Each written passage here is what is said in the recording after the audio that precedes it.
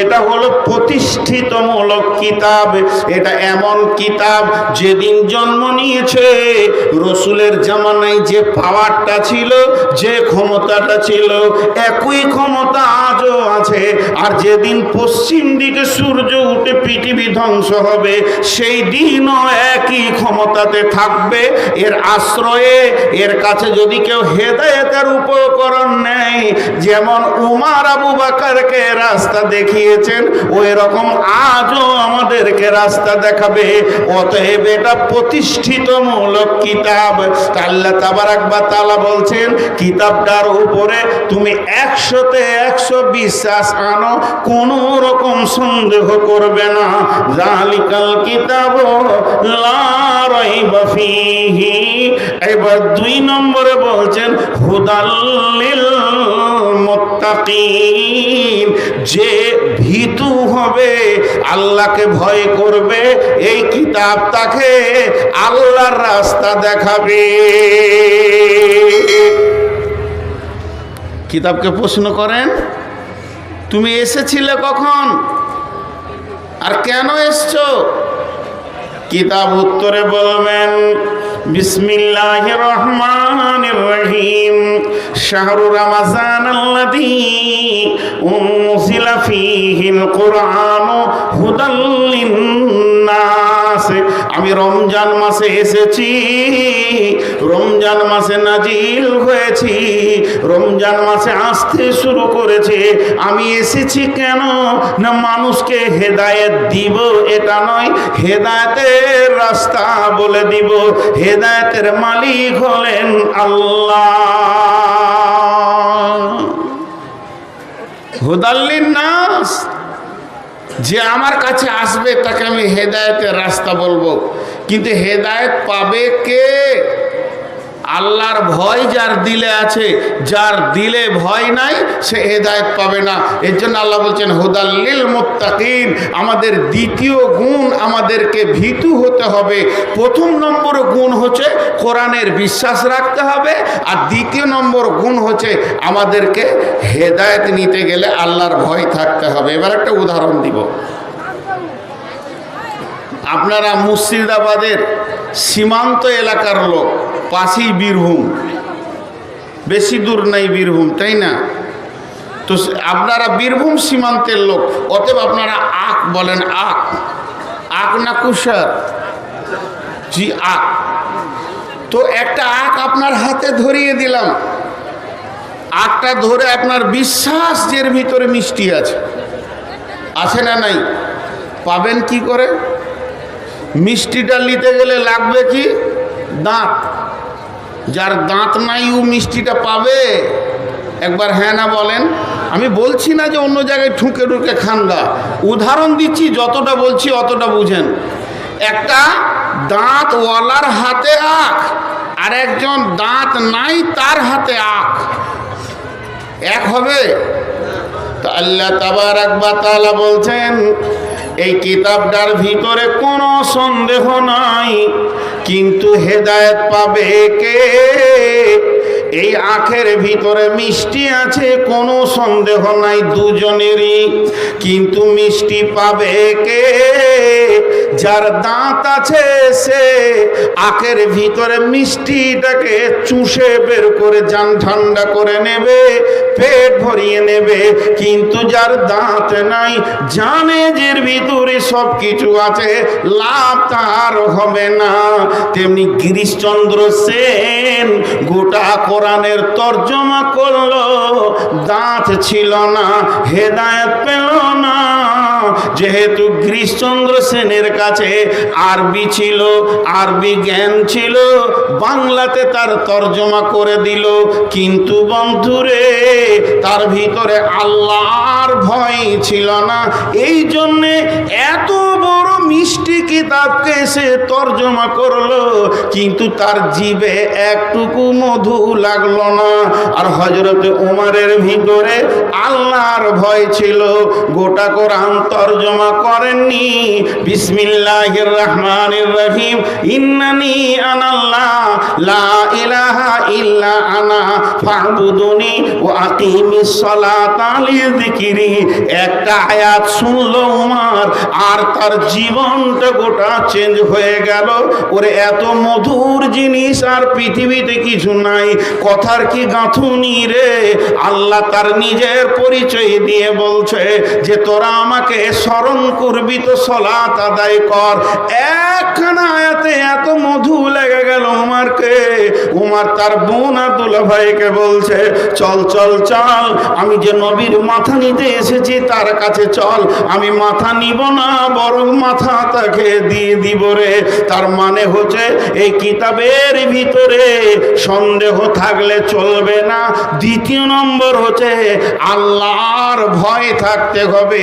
যার দিলে আল্লাহর ভয় আছে ওই এই কিতাব থেকে হেদায়েতের রাস্তা খুঁজে পাবে। আর যার দিলে আল্লাহর ভয় নাই ওই এই কিতাবকে তর্জমা করে শেষ করে দিবে, কিন্তু হেদায়েতের রাস্তা পাবে না। আমি বহু জালসায় বহু ইউটিউবে বলেছি, আপনারা সার্চিং করলে পাবেন আমি ফতোয়া দিতে পারি না। ফতোয়া দিই না নয়, দিতে পারি না। কেন পারি না? ইলম নাই, জ্ঞান নাই। যতটা পরিমাণ জ্ঞান থাকলে একটা লোক ফতোয়া দিতে পারবে, ওই পরিমাণ জ্ঞান আমার নাই। কিন্তু দুঃখ করে একটা কথা আপনাদের সামনে বলছি, যারা আমার এখানে আলিম আছেন তাদের আমি জুতা সুজা করার লোক। এটা আমার আনন্দের বিষয় যে আলিমগুলো আমাকে জুতা সুজা করতে দিচ্ছে, এটা আমার বিরাট সৌভাগ্য। আমার মতো গাধার জুতা সুজা করারও ক্ষমতা নেই। তারপরও একটা কথা বলছি, একই মাদ্রাসা থেকে আজকে কতগুলো ছেলেকে ফার্ক করলেন আপনারা, মেহনত করে টাকা দিয়ে তাদেরকে পাস করিয়ে দিলেন। দেখবেন এর মধ্যে 20টা ছেলে আছে, তার মধ্যে 18টা ছেলে আল্লাহর ভয়ে দুনিয়া করছে, আর 2জন সুদে নেমে গেছে আর কিছু করছে। কারণ ও আখ এনেছে, দাঁত নাই, মিষ্টি পায়নি। আলিম হওয়ার পরও পথভ্রষ্ট অনেকজন হয়ে যায়। তার কারণ কি? এই কদিন আগে ফেসবুকে দিয়েছিল একজন আলিম, আল্লাহ জানে তার কি আছে। আমাদের আপনাদের বীরভূমের একজন আলিম গলায় দড়ি নিয়ে মরেছিল। তো পরবর্তীকালে শোনা গেল যে আমরা হঠাৎ অবাক হয়ে গেছিলাম যে উনি আলেম মানুষ গলায় দড়ি নিলে কেন, হালাকে তা নয়। ঘটনাটা হচ্ছে মেন্টাল রুগী, মানে ওনার ব্রেন শর্ট হয়ে গেছিল, প্রায় 1 মাস পাগল হয়ে ঘুরছিল, পাগল অবস্থায় নিয়েছে, তো আল্লাহ মাফ করবেন। তারপরে আছে আমাদের ইলামবাজার থানার মধ্যে। তারপরে আমার একজন আত্মীয় রেলে কেটে মারা গেল, কিন্তু হালাকে ও রেলে মাথা দিতে যায়নি, পাগল হয়ে গেছিল, লাইনে হাঁটছিল, বাস কেটে গেছে। তো কিছু জিনিস আছে যেগুলোকে মূল্যায়ন করতে গেলে তার ভিতর পর্যন্ত যেতে হবে। তো অতএব আল্লাহ বলছেন এই কিতাবটা হলো হেদায়েতের জন্যে, আর এই কিতাবের মধ্যে যদি হেদায়েত নিতে চাও তো আল্লাহর ভয় থাকতে হবে। এখন আল্লাহর ভয় নিয়ে বলতে গেলে অনেক সময় চলে যাবে। শর্টে একটা কথা বলবো, এটা তফসির ইবনে কাসিরের তফসির করতে গিয়ে হযরতে কাব বিন উবাই ইবনে কাব রাদিয়াল্লাহু তাআলা আনহু একটা হাদিস বর্ণনা করছেন হযরত উমর ফারুক থেকে। কারণ জামানাটা ছিল উমর ফারুক রাদিয়াল্লাহু তাআলা আনহুর জামানা। রাসূলুল্লাহ সাল্লাল্লাহু আলাইহি ওয়াসাল্লাম চলে গেছেন, আবু বকর চলে গেছেন, উমর খলিফা। হযরত উমর বলছেন, হে রাসূলের সাহাবীরা, তোমরা আল্লাহর ভয় সম্পর্কে কিছু জানো কি আমাকে বলো। যেহেতু আল্লাহ কোরআনে বলেছেন হুদাল লিল মুত্তাকিন, কোরআন থেকে হেদায়েত পাবে ওই যে আল্লাহকে ভয় করে। তখন উবাই ইবনে কাব বলছেন, আমিরুল মুমিনিন, খলিফাতুল মুসলিমিন, আমি নবীজির কাছে আল্লাহর ভয় সম্পর্কে শুনেছি। শুনেছো? এসো আমার কাছে, তুমি এসো। কাছে ডাকলো, যে বলো তো আল্লাহর ভয় কাকে বলে, তাহলে আমারও জানে যেন ভয়টা আসে, আমার ভিতরে রেনুয়েল হয়ে যাবে। উমর জানেন না তা নয়, উনি শুনতে চাইছেন। তখন উনি বলছেন, আমিরুল মুমিনিন, আপনাকে একটা কথা জিজ্ঞেস করবো, উত্তর দিবেন? বলে কি? জীবনে কোনো দিন সংকীর্ণ রাস্তায় হেঁটেছেন? সংকীর্ণ একদম আলপথ? বলে হ্যাঁ হেঁটেছি। তো 2 দিকের জমিওয়ালা তারা কাঁটা দিয়ে বেড়া দিয়ে দিয়েছে, এও দিয়েছে এও দিয়েছে, মধ্যখানে সংকীর্ণ রাস্তা হেঁটেছেন? বলে হ্যাঁ হেঁটেছি। কেমন করে হেঁটেছিলেন? হযরত ওমর বলেন, চাদরগুলো গুটিয়ে নিয়েছিলাম, না ডান দিকে ঝুঁকি না বাঁ দিকে ঝুঁকি, দুই দিকের কাঁটা যেন সবসময় আমাকে আক্রমণ করতে আসছে, কিন্তু আমি এমনভাবে পার হলাম কোনো কাঁটা আমার গায়ে লাগলো না। উবাই ইবনে কাব বলছেন, বাস বাস বাস যথেষ্ট হয়ে গেছে। বিশ্ব নবী এটাকে আল্লাহর ভয় বলেছেন। আল্লাহর ভয় মানে থরথর করে কাঁপার নাম নয়। এই পৃথিবীটা শয়তান মুমিনের জন্যে যে মানে কাঁটা ছড়িয়ে দিয়েছে। একদিকে বেশ্যা, একদিকে রান্ডি, একদিকে লুচ্চা, একদিকে মদ, একদিকে জুয়া, একদিকে তাস, একদিকে লুডু, একদিকে দাবা। পৃথিবী সুদ জেনা ব্যভিচার নিয়ে কাঁটাতে ভর্তি হয়ে গেছে। প্রকৃত আল্লাহ ভীত যে নিজেকে বাঁচিয়ে বাঁচিয়ে বাঁচিয়ে বাঁচিয়ে কাঁটা থেকে যেমন মানুষ বাঁচে, ওই রকম বাঁচিয়ে বাঁচিয়ে বাঁচিয়ে বাঁচিয়ে গায়ে গোনাকে লাগতে দিব না, সুদ লাগতে দিব না, জেনা লাগতে দিব না, ব্যভিচার লাগতে দিব না।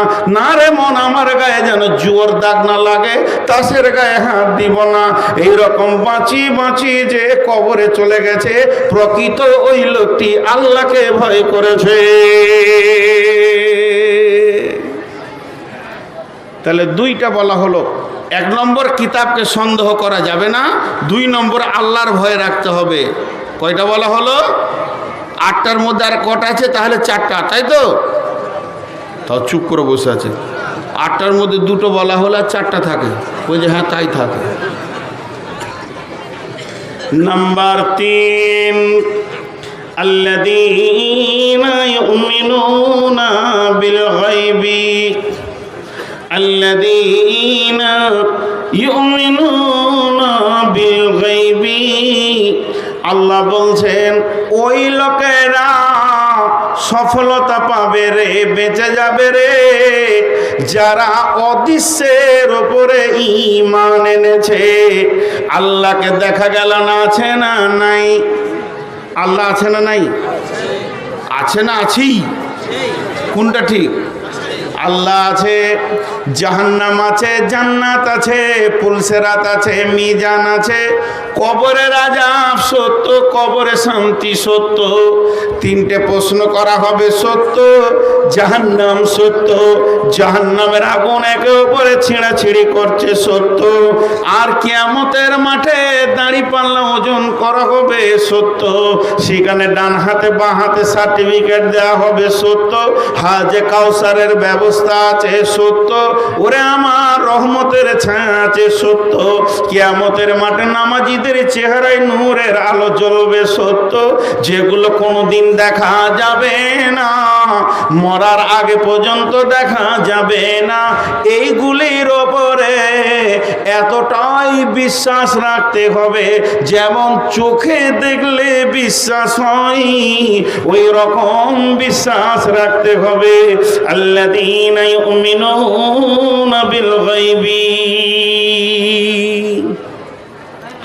যখন জান্নাতীরা জান্নাতে চলে যাবে, যখন জান্নাতীরা জান্নাতে চলে যাবে, জান্নাতের ভিতরে আনন্দ করবে, রে মা আমার, বোন আমার, খালা আমার, বেটি আমার। তখন আল্লাহ বলবেন, রে আমার জান্নাতি দল, তোমরা কেমন আছো বলো? আমার জান্নাতের কোনো অভাব আছে কি? সমস্ত জান্নাতি আল্লাহকে উত্তর দেবেন, মাবুদ না, নিয়ামতে পরিপূর্ণ হয়ে গেছে,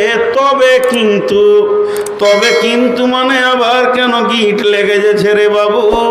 ও আমার বান্দা বান্দি, তবে কিন্তু বলতে কি? তখন গোলামেরা বলবে, মাবুদ, যাকে চোখে দেখিনি অথচ ফজরের সময় শীতে উজু করে চোখের পানিতে কেঁদেছি, মসজিদে যার ভয়ে থরথর করে কেঁপেছি, যার ভয়ে হাত তুলে চোখের পানি বের হয়েছে, যার ভয়ে হারাম হারাম থেকে দূরে থেকেছি, যে মাবুদের ভয়ে হারামের পাশে আমি যাইনি, অতএব সেই মাবুদকে এখনো চোখে দেখলাম না। তখন আমার রব সমস্ত পর্দাকে সরিয়ে দিয়ে 14 দিনের চাঁদের মতো জান্নাতীদেরকে দেখা দেবেন। তার মানে হচ্ছে আজকে যে নামাজের কাতারে যাচ্ছি যার ভয়ে, সুদ খেছি না যার ভয়ে, আপনার কাছে হাত দিছি না যার ভয়ে, যার ভয়ে, যার প্রেমে ভালোবাসাতে সকাল থেকে সন্ধ্যা পর্যন্ত ভোগে থাকবো, কিছু খাবার খাবো না। অতএব বন্ধুরে, সে আল্লাহর প্রতি পরিপূর্ণ ঈমান আনতে হবে। কবরের আযাবে দেখি নাই, কবরে সলজবে দেখি নাই, কবরে ফেরেশতা বলবে মান রব্বুকা মা দীনুকা ওয়া মান নাবিয়ুকা, জানি না, এতগুলো দাফন করলাম একটাও শুনতে পেলাম না। এটাও দৃঢ় বিশ্বাস রাখতে হবে। কোরআন শুরু করতে গিয়ে আল্লাহ 3 নম্বরে শর্ত দিয়েছে। 1 নম্বরে তাকওয়ার সঙ্গে কোরআনকে পড়, এর মধ্যে বিশ্বাস রাখ, অদৃশ্য জিনিসগুলিকে দেখার মতো সুন্দর করে বিশ্বাস রাখ। আল্লাযীনা ইউমিনুনা বিল গায়বি, যা দেখা যায় না তার উপরে বিশ্বাস রাখ। আল্লাহর নবী বললেন, হারিস তুমি তোমার ঈমানের খবর বলো। হযরত হারিস রাদিয়াল্লাহু তাআলা আনহু বলছেন, ও দয়ার নবী গো, আমি ঈমানের 1 নম্বর প্ল্যাটফর্মে দাঁড়িয়ে আছি, আমার ঈমান অনুপরিমাণে নিচের দিকে আসেনি। নবীজি বললেন, হারিস রে, তুমি নিজের ব্যাপারে এত বলিষ্ঠ দাবি করো কেন? হযরত হারিস বলছেন, দয়ার নবী গো, আমি আজ সকাল থেকে সন্ধ্যা পর্যন্ত আমার দিনটা কেমন গেছে শুনেলেন আপনি এবং আল্লাহ। জান্নাতের কথা যেমন যেমন যেমন যেমন বলেছেন, আমি যেন ওই রকম জান্নাতকে দেখতে পেয়েছি। আঙ্গুরের থোকাগুলো যেন ঝুলছে, আমি 2 নজরে দেখছি। আপনার কথা, আল্লাহর কথা, আর আমার চোখ যেন তিল পরিমাণ এধার ওধার নয়। আপনি জাহান্নামের কথা যেমন বলেছেন, আমার আল্লাহ জাহান্নামের কথা যেমন বলেছেন। ও দয়ার নবী গো, আমি হারিস যেন জাহান্নামকে 2 চোখে দেখছি, আগুন ছিঁড়াছিঁড়ি করছে, গর্জন মারছে। আমার নজর আর আপনার মুখের ভাষা আর আল্লাহর ভাষা এতটুকু তিল পরিমাণ কম বেশি ছিল না।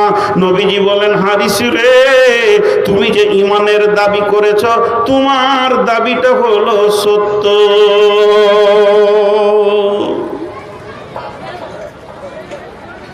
গায়েবের উপরে ঈমান আনতে হবে। আমাদের গায়েবের উপরে বিশ্বাস আছে তো? জাহান্নাম আছে না নাই? তা বিশ্বাস আছে জিজ্ঞেস করলাম, হ্যাঁ বলবো সবাই। আমাদের জান্নাত, জাহান্নাম, আখিরাত, পুলসিরাত, ফেরিস্তা এগুলো আছে, এর উপরে বিশ্বাস আছে তো? এটা হলো 3 নম্বর গুণ। 4 নম্বর, ওয়ায়ুকিমুনাস সালাতা, ওয়ায়ুকিমুনাস সালাতা। যদি সফলতা নিতে হয়, যদি সফলতা নিতে হয়, যদি সফলতা নিতে হয়, সালাত কামাই করা যাবে না, নামাজ ছাড়া যাবে না।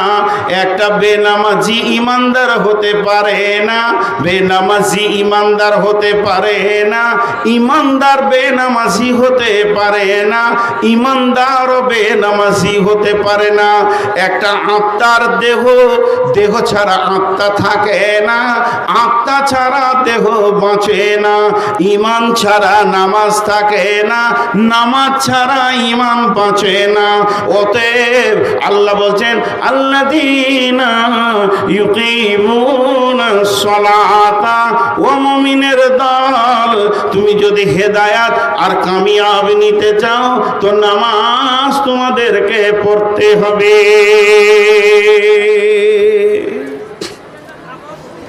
নামাজ কাকে বলে? যে উত্তর দিতে পারবে তার কাছে 2000 টাকা লিব। দেন তো উত্তর। সবাই বসেছে, ওই কটা বসে নাই, মজবুত বংশের ছেলে ওরা। এই ধারের লোকগুলো বসার উপায় নাই, আমি দেখে নিয়েছি, এনাদের পায়ের নিচে কিছু নাই। কিন্তু ওরা বলিষ্ঠ মজবুত বংশের ছেলে, হিলেনি এখনো। সুবহান আল্লাহি বিহামদিহি। চাচা বসছি না, কত বক্তা খেয়েছে আমার মতো। সলাৎ কাকে বলে? জি বলেন, সলাৎ কাকে বলে? মা সলাৎ। সলাতের দুটি ডেফিনেশন, সংজ্ঞা। বিশ্বনবীকে প্রশ্ন করলেন সাহাবীরা, মা সলাত ইয়া রাসূলুল্লাহ, আপনি যে বলছেন নামাজ পড়তে হবে, নামাজ নিয়ে আসলাম, তো নামাজটা কি? আল্লাহ রসুল বললেন, ইস্তাইনু বিসবরি ওয়াস সালাহ। আল্লাহ থেকে চাওয়া পাওয়ার মিডিয়ার নাম হলো সলাৎ। আল্লাহ থেকে নিতে গেলে চাওয়া পাওয়ার মিডিয়ার নাম হলো সলাৎ। যে ধৈর্য এবং নামাজের ভিতর দিয়ে আল্লাহর কাছ থেকে চাইবে, এটা হলো সলাৎ। জি, পৃথিবী আখেরাত সব যত চাহিদা আছে সলাতের মাধ্যম দিয়ে মিটে যাবে। সাহাবীরাও উত্তর দিয়েছিলেন, রসুল কি ইয়া রাসূলুল্লাহ, এখন অন্য কোনো সমস্যায় পড়লে আপনাকে এসে ডাকতাম, এইটা করে দেন ওইটা করে দেন, আর আপনাকে বিরক্ত করব না, যখনই যা প্রয়োজন হবে 2 রাকাত নামাজ পড়ে আল্লাহর কাছ থেকে নিয়ে নিব। এর নাম হচ্ছে সলাৎ। জি, এর একটা আমি উদাহরণ দিই। উদাহরণটা কি? সবরের ওপরে বক্তব্য রাখলে উদাহরণটা আসে, তাও আজকে দিয়ে দিচ্ছি। বাচ্চার জন্য দুধের ব্যবস্থা আল্লাহ কার কাছে করেছে? মায়ের কাছে না আব্বার কাছে? মায়ের কাছে। তো মায়ের বডিতে দুধ আছে, এর জন্যে বাচ্চা যেখানে সেখানে মুখ লাগিয়ে চুষলে পাবে? ধরতে হবে স্তন আর বোঁটাতে মুখ লাগাতে হবে, তাই না ভাই? তাতে কি হবে? মায়ের বুক খালি হবে, বাচ্চার পেট ভরে যাবে। তো সলাৎ কাকে বলে? সলাতের জন্য আল্লাহ বলছেন, ইস্তাইনু বিসবরি ওয়াস সালাহ। ইয়া আইয়ুহাল্লাযীনা আমানু, হে ঈমানদারেরা, ইস্তাইনু, তোমরা আমার কাছে ভিক্ষা চাও, বিসবরি ওয়াস সালাহ, সবর এবং নামাজের ভিতর দিয়ে, ধৈর্য এবং নামাজের ভিতর দিয়ে। ইন্নাল্লাহা মা'আস সাবিরিন, প্রথমেই তুমি আল্লাহকে পেয়ে যাবে। তুমি যা চাইতে যাও, একটা দোকানে গিয়ে যা মাল নেবে নাও না কেন, প্রথমেই তুমি আল্লাহকে পেয়ে যাবে। তাহলে নামাজে নামে, নামাজকে যদি আল্লাহর কাছ থেকে কিছু নিতে হয়, নামাজ নামে স্তনকে টিপে ধরতে হবে, আর সবরের বোঁটাতে মুখ লাগাতে হবে। অর্থাৎ নামাজে তাড়াহুড়ো করলে হবে না। ধৈর্যের সঙ্গে যখন সে নামাজ পড়বে, আল্লাহর গোডাউন থেকে এসে তার কাছে মাল পৌঁছে যাবে। প্রথম পৌঁছাবে 1 নম্বর মালটা আল্লাহ নিজেই। ইন্নাল্লাহা মা'আস সাবিরিন, আসল মালটাই সে পেয়ে যাবে। এর নাম সলাৎ। নামাজ পড়লো আল্লাহকে পেল না, এটা হতে পারে না। আর সলাৎ কাকে বলে? দ্বিতীয় ডেফিনেশন হচ্ছে, ইন্না সলাতা তানহা আনিল ফাহশাই ওয়াল মুনকার। এর একটা আমি উদাহরণ দিই। রেনকোট, রেনকোট বুঝেন? বরসাতি বুঝেন না? আর এতগুলো লোক হ্যাঁ না বলে না। রেনকোট বরসাতি বুঝেন না? মুরব্বীরা বুঝতে পারছেন, ওই জন্য চুপ করে আছে। আসলে আপনারা দেখেছেন কি না, বর্ষার সময় যারা মোটর সাইকেল চালায় একটা প্লাস্টিকের জামা পরে দেখেছেন? ওইটা বলছি। ওটা পরে কেন? ওটা পরে কেন?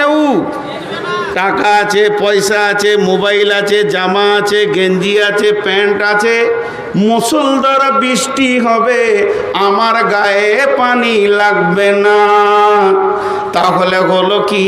সলাৎ হলো রেনকোট।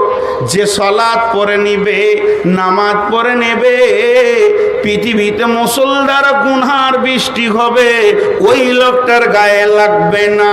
জানতে হবে তার নামাজ কবুল হয়ে গেছে। যতটা পরিমাণে নামাজ কবুল হবে, অতটা পরিমাণে তার কাছ থেকে গুনহা বিদায় নিবে। যেদিন 100% নামাজ কবুল হয়ে যাবে, সেদিন 100% গুনহা বিদায় নেবে। এর জন্য আল্লাহ বলেছেন, ইন্নাস সালাতা তানহা আনিল ফাহশাই ওয়াল মুনকার, নিশ্চয়ই নামাজ খারাপ এবং ফাহেসা থেকে মানুষকে রুখে দেয়। তাহলে সফলতা নিতে গেলে 4 নম্বরে কি করতে হবে? সলাত আদায় করতে হবে। এক নম্বরে কিতাবের উপরে বিশ্বাস, 2 নম্বরে আল্লাহর ভয়, 3 নম্বরে রাখতে হবে অদৃশ্যের উপরে বিশ্বাস, 4 নম্বরে সালাত আদায় করতে হবে, 5 নম্বরে অমিম্মা রাযাকনাহুম ইউনফিকুন। এবং 5 নম্বর গুণ হচ্ছে পৃথিবীর সম্পদ যা থেকে সে মাল লাগে, আল্লাহ তাকে নিয়ামত দিয়েছে, জমি জায়গা ঘর বাড়ি পুকুর বাগান ব্যবসা বাণিজ্য, এই মাল থেকে আল্লাহর রাস্তায় দান করতে হবে। 5 নম্বরে সে দান করবে, দান করবে সে। এই কথাটা লম্বা চওড়া বলবো না, শর্টে বলবো, কারণ কাজ আছে। সেটা কি আপনারা একটা উত্তর দেন। আমার কাছে 20 লাখ টাকা আছে, আমি সৌদি যাব, তো আগে টাকাটা রাখবো কার কাছে চিন্তা করছি, যে কাউকে দিয়ে দিলাম তারপরে বিশ্বাস করলাম না, আগে বিশ্বাস করব তারপর টাকা রাখবো, আগে বিশ্বাস। তা আল্লাহ বলছে যার বিশ্বাস আছে আমার প্রতি, তার আমাকে টাকা দিতে অসুবিধা নাই। আর যারা আমাকে টাকা দিচ্ছে না, জানতে হবে ও মালের আমার প্রতি বিশ্বাস নাই। এর জন্য বলছে গায়েবের ওপরে বিশ্বাস রাখো, সালাত আদায় করো, তারপরে তোমরা আমার কাছে টাকা জমা রাখো। যেদিন তুমি আমার কাছে আসবে সেদিন তুমি তোমার টাকা বুঝে পেয়ে যাবে। আল্লাহ আমাদেরকে ফেরত দেবে? বলেন ফেরত দেবেন? আর সবাই বলেন ফেরত দেবেন? দিবে তো। ফেরত যদি দেয় তো টাকা রাখতে অসুবিধাটা কোথায়? আমরা ভাবছি যে 10 হাজার টাকা দিয়ে দেবো, চলে গেল। আল্লাহ তো নিয়ে নেবো বলেননি, রিটার্ন দেবো বলেছেন। বিশ্বাস থাকলে তারা টাকা দেবে। তা আমাদের ধারণা যার মাল বেশি তার দাম বেশি, আর কোরআন বলছে যার ঈমান বেশি তার দাম বেশি। তাহলে সে আল্লাহর রাস্তায় দান করবে। টাকার কথাটা কেন এলো? টাকার কথাটা আল্লাহ ধরলেন কেন? বিসমিল্লাহির রহমানির রহিম। আলহাকুমুত তাকাসুর হাত্তা যুরতুমুল মাকাবির। পৃথিবীর প্রাচুর্য তোমাকে কবর থেকে গাফিল করেছে। মালের মহব্বত, জমি জায়গার মহব্বত, গাড়ি বাড়ির মহব্বত, সন্তানাদির মহব্বত তোমাকে কবর থেকে গাফিল করেছে। এগুলো বারকে বার ঝুরঝুর ঝুরঝুর করে দিতে থাকো, মহব্বত কেটে থাকবে, আল্লাহ তোমার সঙ্গে মহব্বত জুড়বে। অতএব মুমিনের যারা সফলতা নিবে তাদের 3 নম্বরে গুণ হবে